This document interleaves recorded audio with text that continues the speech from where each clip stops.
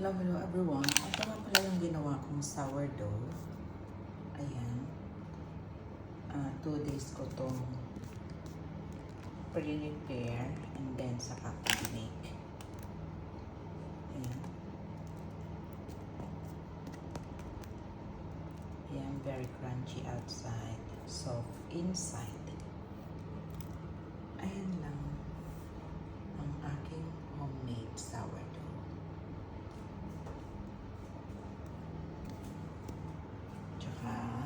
Ito pa yung isa.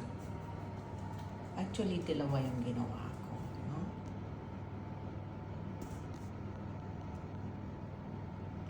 Napakasarap nito. Very healthy bread. Madali lang gawin. Kaya lang,